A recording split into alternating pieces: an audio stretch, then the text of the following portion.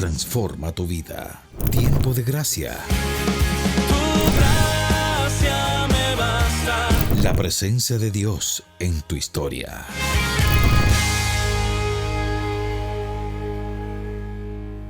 Invoquemos al Espíritu Santo antes de meditar la palabra de Dios, porque es el Espíritu Santo quien nos ilumina. Oh Espíritu Santo, Espíritu de luz y de amor, yo te consagro mi inteligencia, corazón y voluntad, para el tiempo y para la eternidad. Que mi entendimiento sea siempre dócil a tus divinas inspiraciones y a las enseñanzas de la Santa Iglesia Católica, de la cual tú eres su guía infalible. Que mi oración esté siempre inflamado en el amor de Dios y del prójimo. Que mi voluntad se conforme siempre con la divina voluntad. Que toda mi vida sea imitación plenamente fiel de la vida y virtudes de nuestro Señor Jesucristo en el seguimiento verdadero del discipulado. Bendíceme, Espíritu Santo, y bendice a las personas que se reúnen como se reunieron los apóstoles con la Virgen María para esperarte el día de Pentecostés. Bendice a estas comunidades que están creciendo en la escucha y el amor a la palabra. Los abrazo con el corazón, que Dios los bendiga y que el Espíritu Santo los ilumine. Que el Señor derrame su gracia para que nos conceda a ustedes y a nosotros meditar esta palabra que Él nos da para que nuestra vida cada día evolucione mucho más. Un saludo muy especial a todos ustedes. En este precisamente quinto domingo de Pascua, donde vamos a encontrar en las lecturas de este domingo, la primera lectura tomada de los Hechos de los Apóstoles, capítulo 14, versículos del 21 al 27, donde Pablo y Bernabé hacen el recorrido por Antioquía, anunciando la buena noticia de la fe, anunciando la palabra y exhortando a los discípulos que van a atravesar por diferentes dificultades, pero que tienen que permanecer firmes en la fe. Aunque ahí aparece, hay que pasar por muchas tribulaciones, ni siquiera dice dificultades, Efraín, tribulaciones. Más fuertes. Más fuertes, situaciones adversas. Recuerda que nuestro Señor Jesucristo ha dicho en Juan 16:33, en el mundo tendrán dificultades, sean valientes, yo he vencido el mundo. Escucha, esto es muy importante, porque hay muchas personas que creen, que piensan que porque están en la iglesia no van a tener dificultades y se olvidan que el primer mensaje de nuestro Señor Jesucristo es asumir la cruz. Asumir la cruz significa aceptar el sufrimiento, el dolor, la muerte de un ser querido, la pobreza, la soledad, aceptarla, enfrentarla. No significa culpar a Dios, no, significa que no has avanzado, que no has crecido, que estás negando el seguimiento de Jesús. Tampoco aceptar esto con resignación, es ser conscientes en este mundo que vamos a tener dificultades y que vamos a responder como respondió nuestro Señor Jesucristo. ¿Cómo dice la palabra? Les he dicho esto para que gracias a mí tengan paz. En el mundo tendrán que sufrir, pero tengan valor, yo he vencido al mundo. Ok, y ahí estamos. Entonces el primer requisito para ser cristiano es asumir la cruz. De hecho, cuando Jesús llama a los discípulos en el Evangelio de San Marcos, Efraín, Marcos 8:34, dice, el que quiera venir, o sea, no te obliga a pensar de esta manera, no te obliga, eres libre, el que quiera. Por lo tanto, si estás dentro de la iglesia, tienes que pensar de acuerdo como nuestro Señor Jesucristo. ¿Cómo dice la palabra? Dice, y llamando a la gente con los discípulos, les dijo, el que quiera seguirme, niéguese a sí mismo, cargue con su cruz y me siga.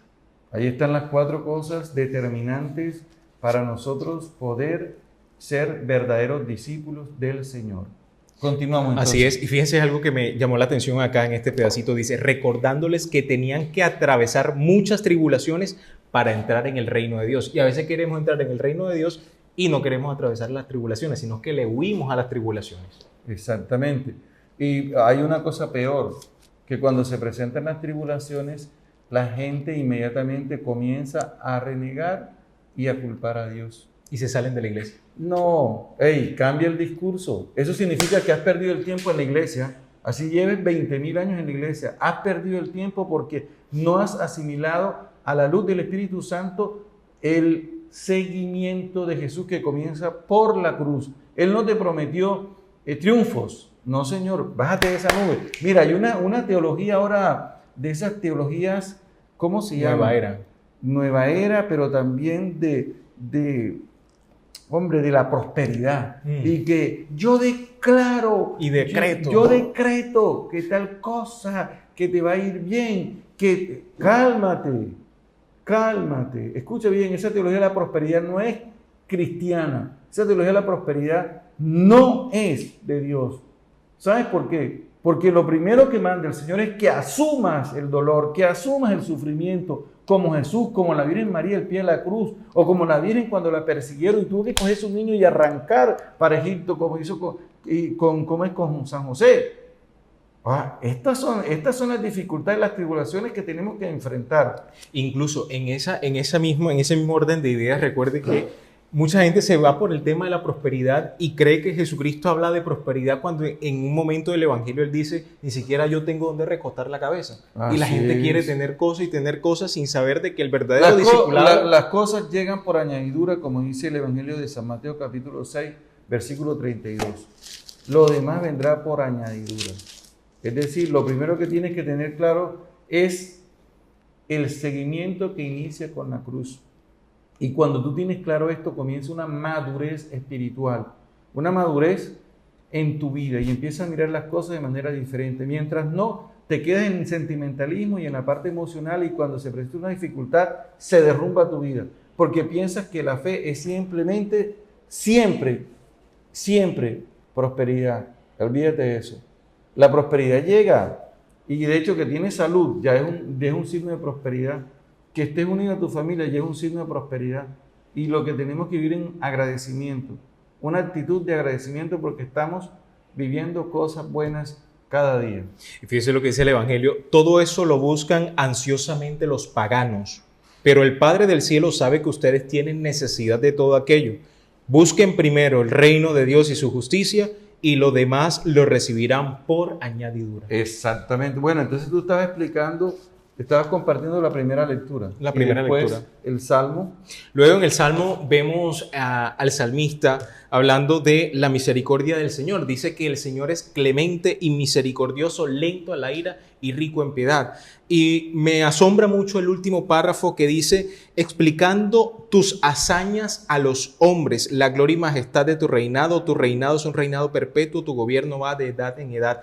Y la primera lectura al final dice que al llegar reunían a la comunidad y les contaron lo que Dios había hecho por su medio y cómo había abierto a los paganos la puerta de la fe. Mira, ahora que estamos viendo esta experiencia de la lección con las pequeñas comunidades de nuestra querida y amada diócesis del Banco, después que tú meditas la palabra de Dios, pasa esto, empiezas a hablar del encuentro con la palabra. Efraín, pasa algo, que hay una tentación cuando se reúnen en comunidad.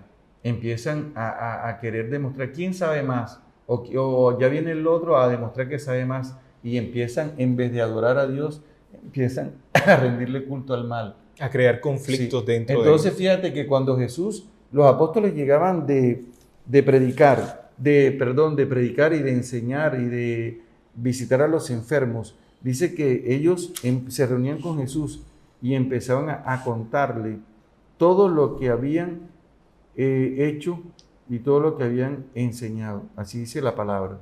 Pero entonces, eso lo dice por ahí en el Evangelio de San Marcos, ya, en el capítulo... Entonces, como encontramos en el capítulo 6, versículo 30, Efraín. Los apóstoles se reunieron con Jesús y le contaron todo lo que habían hecho y enseñado. Ahí se cumple el Salmo. Exactamente. Explicándole a las personas las proezas de Dios. Y en el texto de los Hechos de los Apóstoles, cuando viene el Espíritu Santo, ¿sabes de qué hablaban? De las maravillas que Dios había realizado. Eso es lo que es el sentido de la lección. Cuando nos reunimos en comunidad, tú captas lo que el Señor te está diciendo, lo que la palabra te comunica y lo compartes. Aquí no se trata de que sepa más. O sea, ¿qué tal que me ponga a competir con Efraín? ¿Quién sabe más? Y Efraín conmigo, ¿quién sabe más? Nos tiramos la obra de Dios. ¿Ves? Hechos 2, ya lo busco, donde dice que hablaban de las maravillas. Después que recibieron el Espíritu Santo, hablaban de las maravillas de Dios.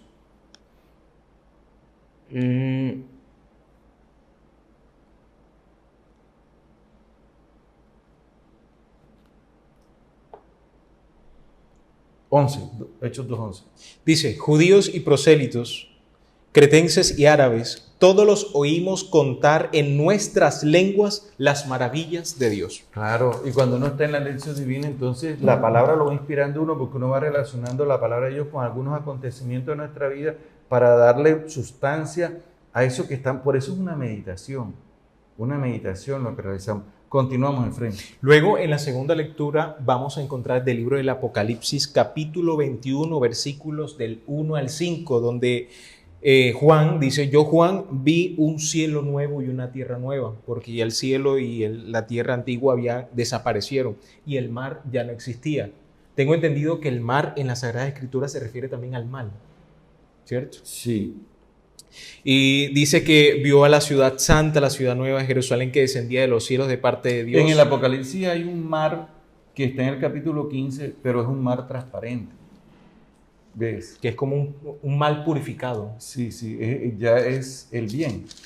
El mar es signo del mal, pero en el Apocalipsis 15 ya cambia. Es un mar cristalino, que es la presencia de Dios, como dice. O sea, significa que Dios venció el mal. ¿Vamos a comprender? Claro. En toda su potencia, o sea, siendo el mar tan vasto, tan lleno de fuerza, ha sido vencido y ha sido transformado por Dios. Así es, dice, vi una especie de mar transparente, veteado de fuego, el Espíritu Santo. ¿Ya viste? Esto fue transformado. O sea, si el mal es el mar, ya fue transformado. Ahora, por eso tú en el capítulo 21 encuentras que vi un cielo nuevo, una tierra nueva y el mar ya no había existe, desaparecido. ya había desaparecido. Así Bueno, es. ahora te digo una cosa, sigue. Y al final me gusta cómo termina, dice, y dijo el que está sentado en el trono, mira, hago nueva todas las cosas. Excelente. ¿Y sabes qué significa que hace nueva todas las cosas? En el Apocalipsis lo ha dicho, nos ha mostrado la morada donde habita Dios entre los hombres.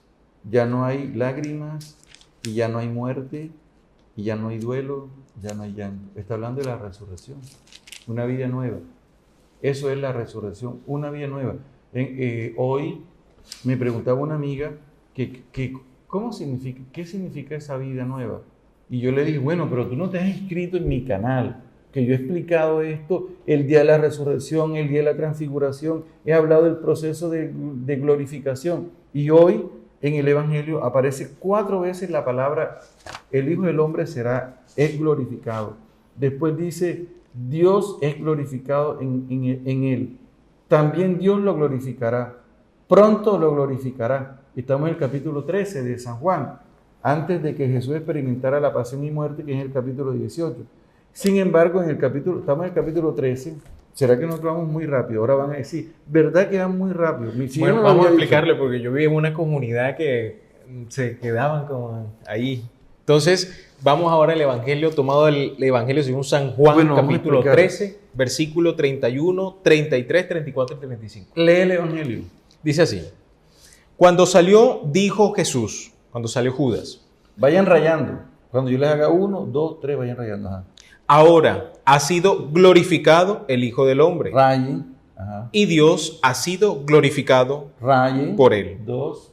Si Dios ha sido glorificado 3. Rayen. por él, también Dios lo glorificará. Muy bien. Por sí mismo. Y lo hará pronto. Hijitos, todavía estoy un poco con ustedes, me buscarán y como dije a los judíos también lo digo ahora, a donde yo voy ustedes no pueden venir. Les doy un mandamiento nuevo, que se amen unos a otros como yo los he amado. Ámense así unos a otros. Ok, entonces voy a explicar nuevamente lo que significa la glorificación en el Evangelio de San Juan y a nivel general. La glorificación es la transformación que experimentamos en el momento de la muerte. Una persona se muere. Para nosotros, desde el punto de vista teológico, no vamos a decir se murió, sino que fue glorificada. Y cuando hablamos de la glorificación, hablamos de esa transformación. San Pablo dice, ojo lo que significa glorificación, que es importante porque este es un lenguaje que Jesús nos comunica para hablarnos de una vida nueva que acabamos de ver en el libro del Apocalipsis después de superar todos los sufrimientos, como lo vimos en la primera lectura del libro de los Hechos de los Apóstoles. ¿Comprendido? ¿Qué pasa? San Pablo dice en 1 Corintios 15, 51, no moriremos, sino que seremos transformados. Pero escuchemos una cosa, desde el punto de vista biológico, tú ves que una persona se muere. Bueno, desde el punto de vista biológico tú ves que se muere, pero desde el punto de vista de la fe, por esta palabra que estamos compartiendo, la persona no se muere, sino que sufre una transformación. Tus ojos físicos no pueden ver, contemplar cuando se está dando esta transformación, porque hay cosas que nuestros ojos no alcanzan a ver. De hecho, para ver cosas minúsculas, muy pequeñas, ahora se habla de cosas en la nanotecnología, de cosas de partículas muy pequeñas que se tienen que utilizar un microscopio, y me imagino que cada día los microscopios serán de alta calidad para poder entrar a contemplar estas realidades físicas que pertenecen a una experiencia materialmente hablando pero muy pequeña. Así que cuando la persona muere nadie puede contemplar esa transformación, pero esa transformación se da. ¿Cómo dice la palabra? 1 Corintios 15, 51. Les voy a comunicar un secreto. Bueno, dice secreto, pero como ustedes tienen varias traducciones de la Biblia, creo que en la Biblia de Jerusalén aparece, les voy a comunicar un misterio. La palabra misterio, Efraín, después se traduce al latín. Misterio en griego se traduce al latín por sacramentum. Ya. Y después se traduce por signo al castellano. Entonces le voy a comunicar, ¿cómo dice ahí? Le voy a comunicar un secreto. Un secreto. No me gusta mucho, pero no importa. Sí. Un signo. No todos moriremos. ¿Cómo así? ¿Y después qué dice? Pero todos seremos transformados. Y ahí nos está hablando de la glorificación, de la transformación. ¿Ves? Que es necesario que nosotros tengamos presente. Ahora, San Pablo en Filipenses 3:21 dice que Dios transformará nuestro cuerpo miserable en un cuerpo glorioso semejante al suyo. ¿Cómo dice la palabra? Él transformará nuestro cuerpo mortal, haciéndolo semejante a su cuerpo glorioso, con el poder que tiene para dominar todas las cosas. ¿Ves? Con el poder que tiene de dominar, si tiene el poder para crear todas las constelaciones, que no tenga el poder para transformarte en cuerpo glorioso a ti y a mí. Claro, pero esto requiere de nuestra vida, de nuestra parte, que estemos en comunión con Él, desde el sacramento del bautismo. Ahora, me encanta esta vida nueva que el Señor nos propone a través de esta transformación gloriosa. Cuando Jesús resucita, Efraín dice el Evangelio de Marcos 16, 20, que resucita con otro aspecto. Busquen en su Biblia, Marcos 16, 20, otro aspecto. Y uno se tiene que poner a pensar, ¿qué significa otro aspecto? Que Jesús está glorificado. Ha experimentado una transformación, pero es el mismo Jesús. El mismo Jesús. Ya, pero está divinizado. Diríamos esplendoroso, esa es la palabra, esplendoroso porque Él es divino. Esplendoroso. ¿Cómo dice el texto? Marcos 16, 12. Marcos 16, 12. Dice, después se apareció con otro aspecto a dos de ellos que iban caminando por el campo. Otro aspecto. ¿Cómo dice la Biblia de Jerusalén? Marcos 16, 12.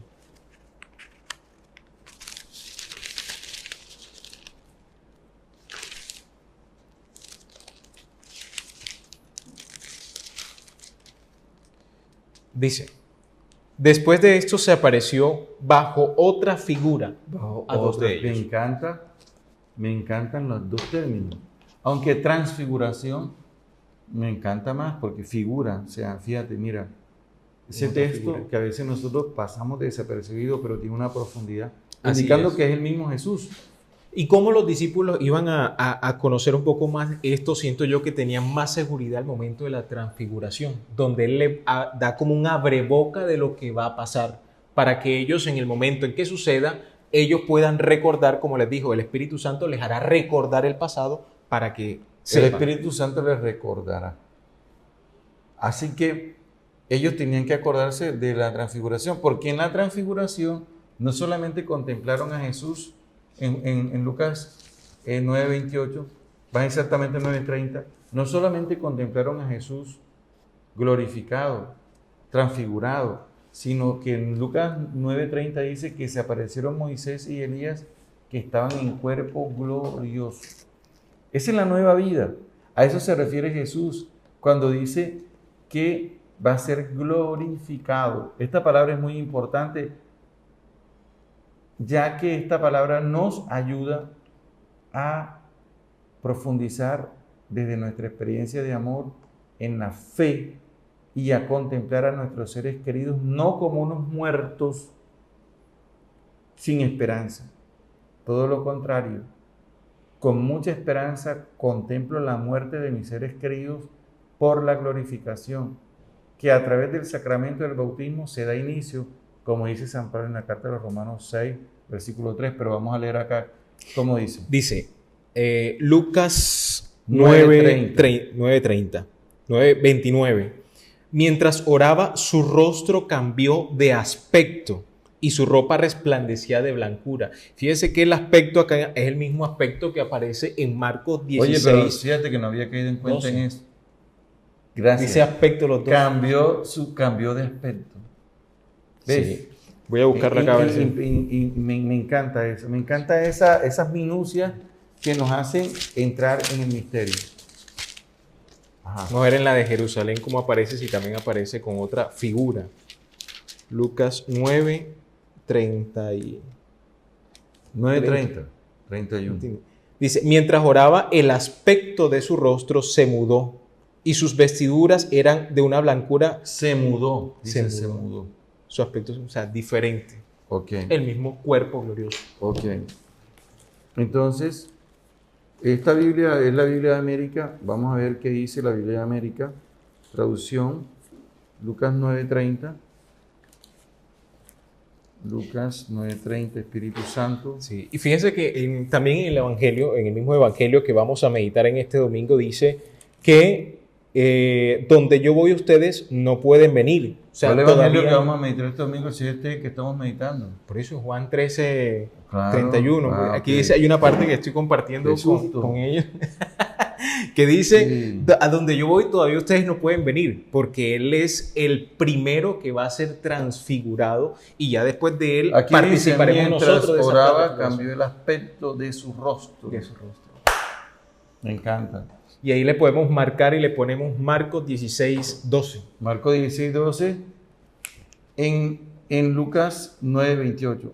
Voy a hacerlo yo de frente. Marcos 16, versículo 12. Porque muchas veces cuando nosotros nos preguntan, sobre todo ustedes que son líderes de las pequeñas comunidades, todos ustedes de aquí a 2 años tienen que salir a proclamar la palabra de Dios, a crear otras comunidades en otros lugares. Y estas serán preguntas esenciales que les hacen a ustedes sobre la muerte, sobre el sentido de la muerte. Y aquí tenemos nosotros, esto hay que meditarlo no solamente hoy, a través de la oración, copiando los textos, mirando nuevamente este video, nuevamente volviendo el video y otra vez como cuando uno está aprendiendo un idioma, cuando uno está aprendiendo un lenguaje. Así Sí. es, porque fíjense que la muerte es una de las situaciones que el ser humano sí o sí se va a enfrentar. Y si nosotros no sabemos esto, ¿con qué vamos a enfrentar esa situación? Así es, volvemos al principio. Si tú no vas a enfrentar la muerte desde la experiencia del amor de Dios que nos ha mostrado Cristo en su pasión, en su cruz y en su misma muerte, estamos perdidos. Y si no meditamos esta palabra, estamos perdidos realmente Totalmente. ante ese acontecimiento que nos sobrepasa totalmente. Y así igual también como la primera lectura, debemos enfrentar las tribulaciones para llegar al reino de los cielos. Pero si no meditamos la palabra, ¿cómo vamos a enfrentar las tribulaciones en nuestra vida diaria, incluso dentro de la misma comunidad o dentro de la misma iglesia? Ok, entonces ya hasta el momento vamos bien con todo esto de la transfiguración. ¿Sabes qué? Esta es la razón por la que muchas personas se preguntan, ¿por qué María Magdalena no reconoce a Jesús cuando está resucitado? ¿Por qué los discípulos de Emaús no reconocen a Jesús cuando está resucitado? ¿Por qué en el Evangelio de Juan, al final, el capítulo 21 que leímos en estos días, que Jesús está a la orilla de la playa, no lo reconocen? La respuesta ya la debes tener clara. Es el mismo Jesús, pero está glorificado. Y hay algo que me encanta, y es que el Papa San Juan Pablo II dice que el cuerpo glorioso del resucitado es la Santa Eucaristía. ¿Por qué? Porque cuando Jesús, con los discípulos de Emaús, entra a cenar con ellos, dice la palabra que cuando Jesús parte el pan y se los da, desaparece, para decir, este es mi cuerpo, como se los dije a ustedes, tomen y coman, este es mi cuerpo, aquí estoy resucitado, este es mi cuerpo glorioso, de tal manera que cuando nosotros recibimos a Cristo en la Eucaristía, estamos recibiendo su cuerpo glorioso. ¿Cómo dice? Lucas 24:30. Y mientras estaba con ellos a la mesa, tomó el pan, lo bendijo, lo partió y se los dio. Entonces se les abrieron los ojos y lo reconocieron, pero él desapareció de su vista. Fíjate que es Jesús glorificado que viene caminando con ellos. Ellos no lo reconocen. Les explica la palabra como hace el sacerdote en Eucaristía todos los domingos. Y después que parte el pan, lo reconocen, pero Jesús desaparece y les deja su cuerpo En el pan. eucarístico. El cuerpo eucarístico de Jesús que ya él había enseñado en Juan 6:56 o 54, el que come mi carne y bebe mi sangre tiene vida eterna. Es decir, que comer el cuerpo de Cristo nos da eternidad, nos diviniza, nos transforma, también nos transfigura. Y también nos hace partícipe de la glorificación. Mira lo que dice: quien come mi carne y bebe mi sangre tiene vida eterna y yo lo resucitaré el último día. Perfecto, así es. Participamos de la glorificación cada vez que vamos a la Sagrada Es decir, Eucaristía. desde ya nosotros estamos entrando en esa dinámica de eternidad. Por lo tanto, no podemos nosotros perdernos un domingo la Santa Eucaristía. Esta es la razón por la que la Lectio Divina la preparamos el sábado. El sábado para degustar desde ya, desde temprano, esa palabra con la cual nos vamos a encontrar el domingo. Así que yo pienso que es una dinámica bien bonita la que estamos viviendo nosotros en nuestra querida y amada diócesis del Banco. Así es, Monseñor. ¿Qué le llamó la atención? Bueno, ¿sabes qué me llamó la atención? Que tú hayas descubierto, por gracia del Espíritu Santo, hoy, cuando en la transfiguración dice, cambió de aspecto. Y no me había detenido. A mí me encanta la palabra de Dios. Esa es la razón por la que me encanta, porque siempre tiene algo nuevo que decirnos. Me llena de esperanza, siempre me llena de esperanza meditar este tema. Cuando miro la muerte, entre comillas, de mi padre o de mi madre, no la miro como un fracaso, ni como una frustración, ni vivo de nostalgias, en absoluto. El Día de la Madre estuve en la tumba de mi madre porque ahí quedan los restos. Mi madre no está ahí, están los restos. Mi madre está glorificada. Los restos no son mi mamá. Pero esos restos indican algo de su glorificación. Me hago comprender. Igual, mira, si yo veo una imagen de la Virgen María, la imagen, la Virgen María en su presencia gloriosa es más grande que la imagen, pero la imagen me recuerda que ella está presente. Así que yo miro estos acontecimientos con mucha esperanza. Así es. A mí me llamó la atención la última parte una de las primeras partes de la primera lectura que dice les dijo, los exhortaban que tenían que atravesar muchas tribulaciones para entrar en el reino de Dios, en la justicia, en la paz y alegría. Si tú quieres tener justicia, si yo quiero tener paz, si quiero tener alegría, tengo que saber enfrentarme a las tribulaciones. Y algo que hablábamos recientemente era el tema de los santos, que los santos, muchos fueron incomprendidos, y me impactó mucho lo que le sucedió a San Luis Beltrán, que lo echaron de Tenerife, lo echaron porque no lo querían. Y él se pudo haber salido de sacerdote. Digo, estoy atravesando esta tribulación, pero la atravesó con fe, porque su confianza estaba puesta en el Señor. Bueno, vamos a tener cuidado porque de pronto algunas personas de Tenerife se vayan a molestar. Es la historia, no lo digo yo, lo dice la Bueno, historia. pero ahí, sí, no, mentira, estoy bromeando. Pero la verdad, la mayoría de santos, Atravesaron dificultades. todos los seres humanos atravesamos dificultades, en absoluto, todos. Solo que hay una diferencia, la respuesta, desde la experiencia de la cruz. Esa es la diferencia que marca entre un creyente y una persona simpatizante, o una persona que todavía no ha profundizado en la experiencia del discipulado. Sí, y bueno, y para tampoco dejarle así como la cosa ahí, también le pasó a San Benito Abad, que lo echaron de su comunidad, no lo quisieron, y él siguió. San firme Francisco en de la fe. Asís también. Después lo rechazaron. Pero oiga, volvamos al principio. Todos los seres humanos enfrentamos dificultades y las vamos a enfrentar. Solo estar en la diferencia, en la fe, en Cristo Jesús, que nos enseñó a responder ante las tribulaciones. Su ejemplo en la pasión y en la cruz es el que nos ayuda a responder como debe ser ante esas situaciones. Amén. Transforma tu vida. Tiempo de gracia. Tu gracia me basta. La presencia de Dios en tu historia.